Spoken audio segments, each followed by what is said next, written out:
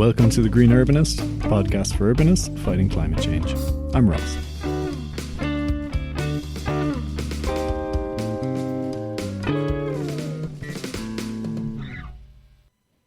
Today's episode is all about the psychology of climate action. So we quite rightly spend a lot of time talking amongst ourselves about the solutions to climate change on a technical level, talking about, the kind of technology that we could use, the kind of mechanisms we could use, what needs to happen on a practical level. At a certain point, you start to wonder, why haven't we done it then? And that's where you come into this realm of psychology. And when I say that, what I really want to talk about this episode is two things. First of all, is thinking about what are some of the psychological elements that are limiting our action. And I'm looking specifically at what are called cognitive biases, and I'll talk about those in detail later.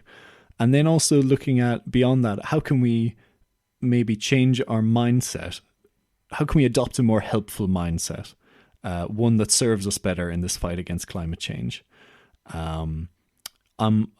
In today's episode, I'm pulling heavily from two particular books. The first one is The Uninhabitable Earth by David Wallace-Wells, which is a fantastically well-researched, very deeply thought through and quite depressing and shocking book.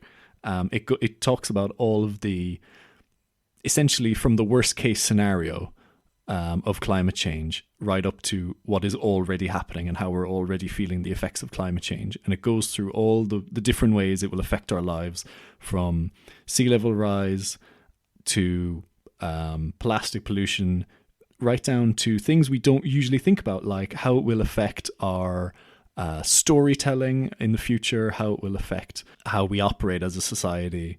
And he has a really good section in that book about the cognitive biases that behavioral psychologists have identified and how they relate to our inaction or acting in unhelpful ways with regard to climate change. So I'll go through that.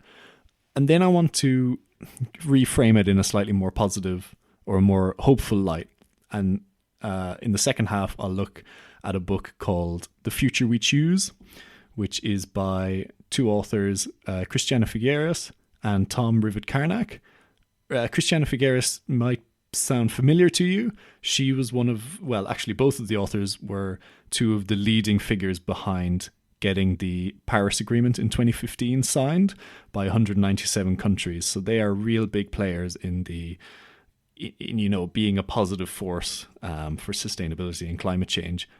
They have this fantastic book called The Future We Choose, and it doesn't look at the technical aspects so much of climate change. It looks at how can we actually get things done, how can we change our framing and our mindset around climate change to actually make it so that it can actually be something that is achievable and that we can get people to sign up to and feel like it's in their best interest.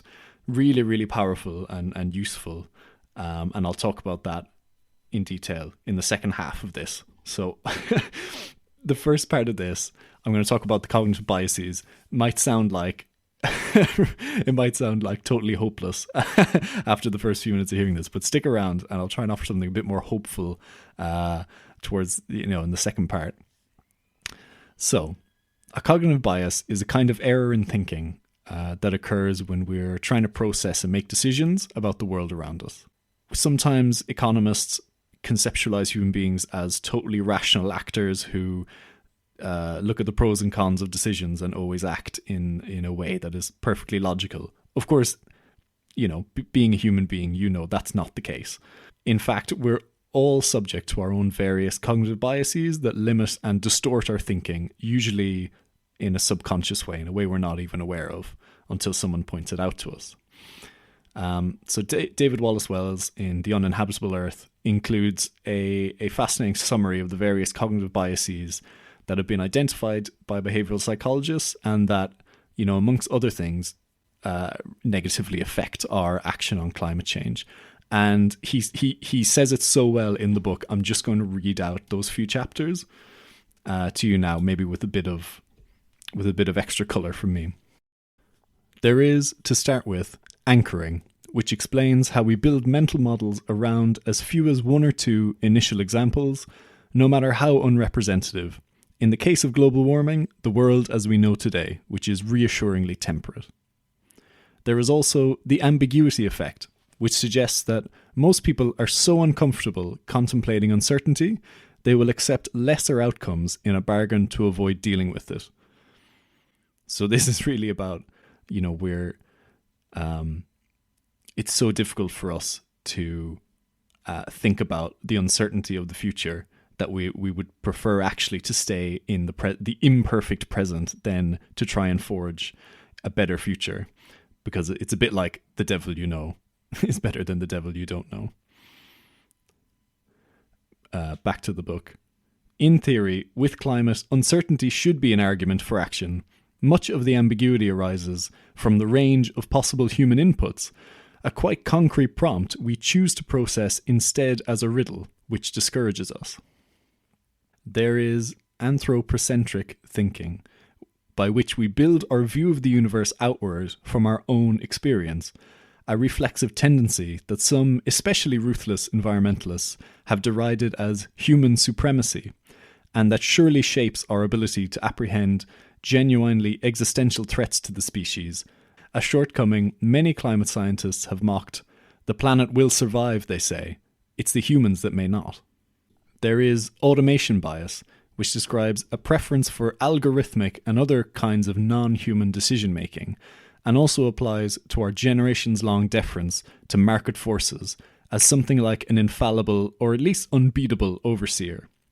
In the case of climate, this has meant trusting that economic systems, unencumbered by regulation or restriction, would solve the problem of global warming as naturally, as surely as they had solved the problems of pollution, inequality, justice, and conflict. I.e., they haven't solved them at all.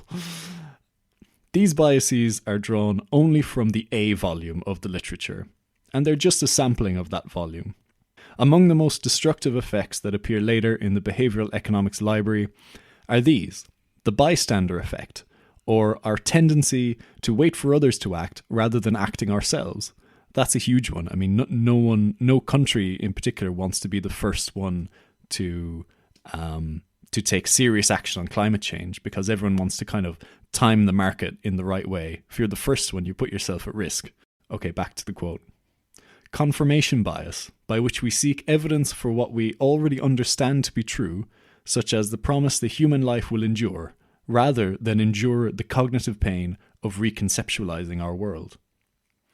The default effect, or tendency to choose the present option over alternatives, which is related to the status quo bias, or preference for things as they are, however bad that is.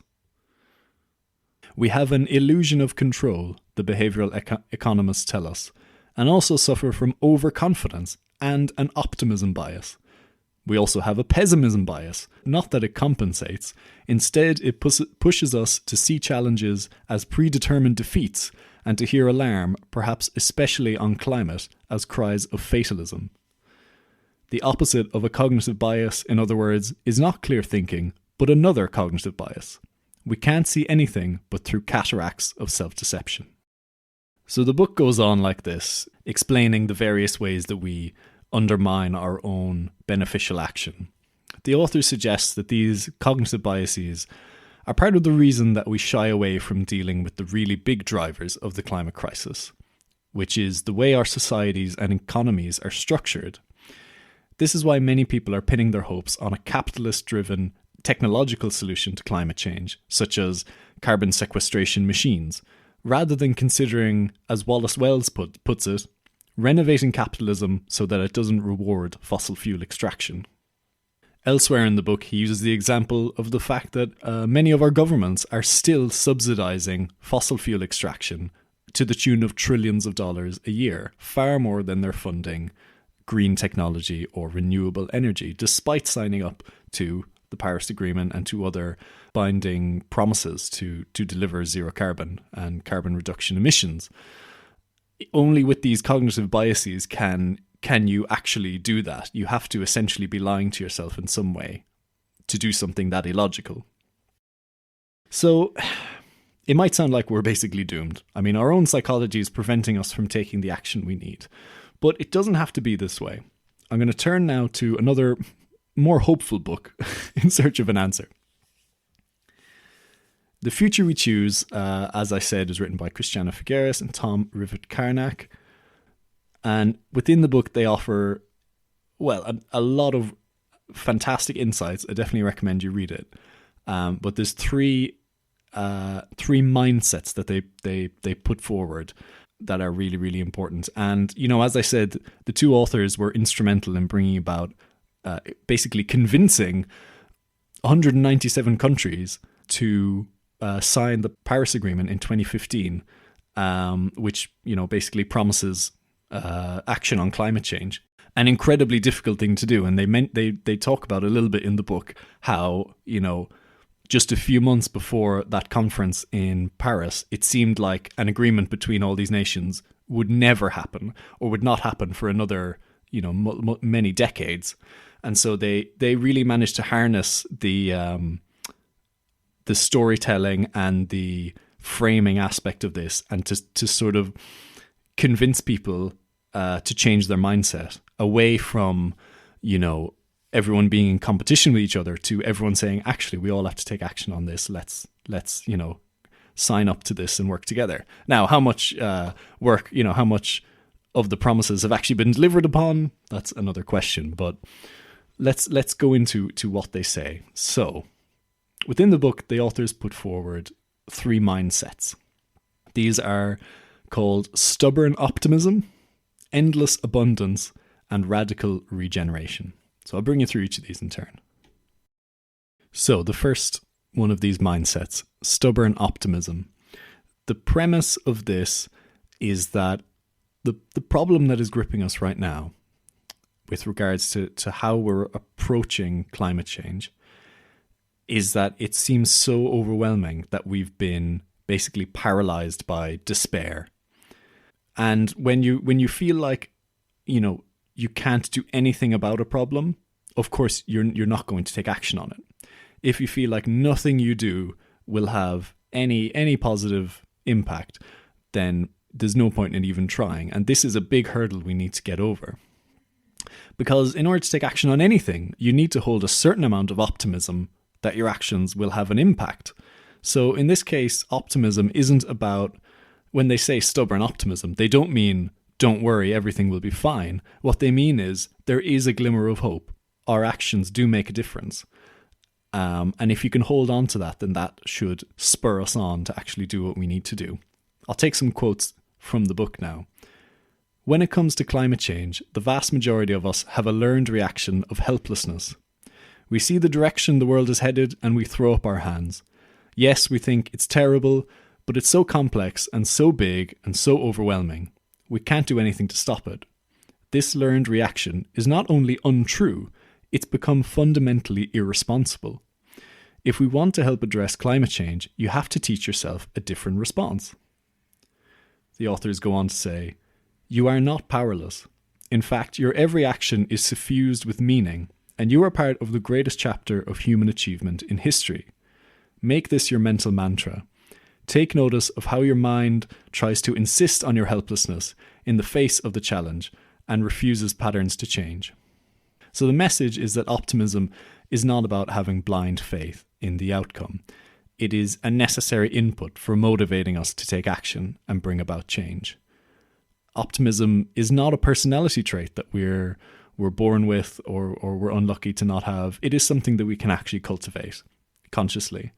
And in fact, as the authors say, it's an essential element of doing anything meaningful. Another quote from the book, in the face of climate change, we all have to be optimistic. Not because success is guaranteed, but because failure is unthinkable. So that's stubborn optimism. The next mindset is called endless abundance. Now the name of this one sounds counterintuitive when you think about it. You think, wait a second, we've stretched the planet to its limit. We're running out of resources. How can we cultivate a mindset of endless abundance. Surely that's, we should have we should have a mindset of scarcity, so we actually look after the things we have left. Actually, that's not really what it means. In fact, when we have a scarcity mindset, what that does is it instills in us the need for competition. We have to compete with everyone else because resources are limited. And if someone else gets something, then I obviously have to lose out because there's not enough to go around. This mindset, which you could also call the zero-sum game, has been so ingrained in us, is that sometimes we see scarcity where it doesn't actually exist. And that, we believe this thing that, we can't all win. We can't all progress. And so I better make sure that I get what I need. If someone else has to lose out, then that's just the game. That's just the way the world is. The authors challenge this mindset, and they've identified it as a real barrier to getting action on climate change, because countries don't want to collaborate. They want to maybe let someone else divest in fossil fuels and to, start looking at other technologies, and then we can profit while they're, doing that. We'll move into their market.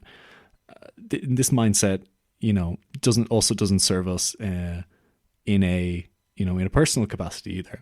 The authors point out that in real situations of scarcity, this mindset actually doesn't win out.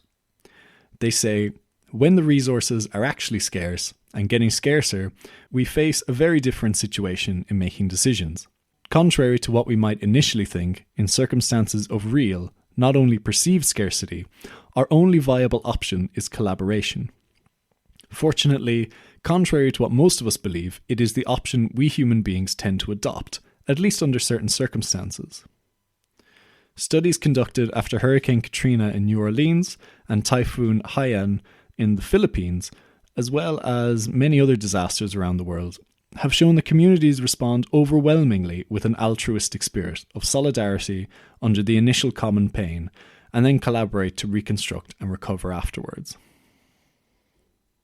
On the challenge of agreeing emissions reduction targets between countries, the authors say, a fair outcome is not viable as long as we pursue it from a mindset of scarcity and competition. The state of the planet no longer allows for this mindset because we have reached existential scarcity, limits to the survival of many of the ecosystems that sustain us and that help to maintain safe greenhouse gas levels in the atmosphere. If the Amazon is destroyed, carbon emissions will rise so high that the entire planet, not only Brazil, will suffer the consequences.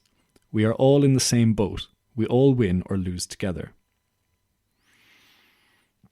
So the solution to this is a shift of mindset away from competition towards what they call shared winning. Reducing greenhouse gas emissions does not mean that you will lose out to other nations that are still burning them, but that we can all benefit individually and collectively from action. Pulling again from the book, an increasing number of countries today fully understand that their development in the 21st century can and should be clean, that by decarbonising their economies, they can reap the benefits of more jobs, cleaner air, more efficient transportation, more habitable cities, and negate the limitations of a carbon economy. Instead, it gives every country a wealth of positive individual and collective reasons to stay within that limit. As one country moves forward, demonstrating the national benefits of clean technologies and policies, others will follow, momentum will be built, and the global rate of decarbonisation will increase, protecting the planet. When we are motivated by a desire for collaboration, we liberate ourselves from the restrictive framing of attaining what I want or think I need, and open ourselves up to a broader framing of what is available and possible in many other forms. Available to me, but not only to me, to others as well.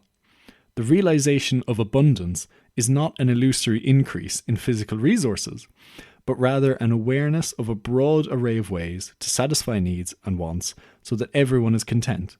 In this way, resources will be protected and replenished, and the relationships among us are enriched. Endless abundance. I'm going to take a little divergence here because I think this is a really interesting point. And I would say anyone who thinks that competition is just part of human nature, I would suggest you do some reading into what anthropologists have learned from hunter-gatherer groups, both contemporary and what we know about our ancestors. Richard Lee, a Canadian anthropologist, famously described hunter-gatherers as fiercely egalitarian. Their way of life was built on sharing resources and labour, individuals working for the common good of the group. Any individual that was found to be exerting control over others, hoarding resources, or even just being overly boastful was dealt with severely. Okay, how is this relevant? Well, remember that hunter-gatherers exhibit really the only truly sustainable lifestyle among humans. Their way of life has been sustained within the bounds of their environmental resources for at least 200,000 years and counting. There is still hunter-gatherer groups, a very few existing in the world today. And, many people believe that this mindset could well be part of our human nature, and the drive for competition and for getting ahead of each other is really just a construct of the way we organize ourselves now in modern society. And actually, speaking of hunter-gatherers, David Wallace-Wells also discusses them briefly in The Uninhabitable Earth. He says, "We are still now, in much of the world, shorter, sicker, and dying younger than our hunter-gatherer forebears, who were also, by the way, much better custodians of the planet on which we all live. And they watched over it for much longer, nearly all of those 200,000 years. That epic era once derided as prehistory accounts for about 95% of human history. For nearly all that time, humans traversed the planet but left no meaningful mark. Which makes the history of mark-making the entire history of civilization, the entire history we know as history, look less like an inevitable crescendo than like an anomaly, or blip, and makes industrialization and economic growth, the two forces that really gave the modern world the hurtling sensation of material progress, a blip inside a blip inside a blip that has brought us to the brink of a never-ending climate catastrophe." Well, that's a bit of perspective. I'll move back to the future we choose and onto the final of these three mindsets, which is radical regeneration. Urbanists among you will know the word regeneration from urban regeneration, turning a part of the city that is struggling into a thriving neighborhood. This, obviously, we've taken this term from nature. The authors say, "A broad interpretation of regeneration is the capacity of a species or a biosystem to recover on its own, once humans remove the pressure they had been exerting. Whale populations and degraded lands are good examples. Grey whales and humpbacks, once decimated by 19th century commercial whaling practices, have now almost recuperated their numbers. The prohibition of whaling shows that if we remove the extractive pressure, animal populations have the ability to rebound, assuming, of course, we have not driven them to extinction. The same is true for ecosystems.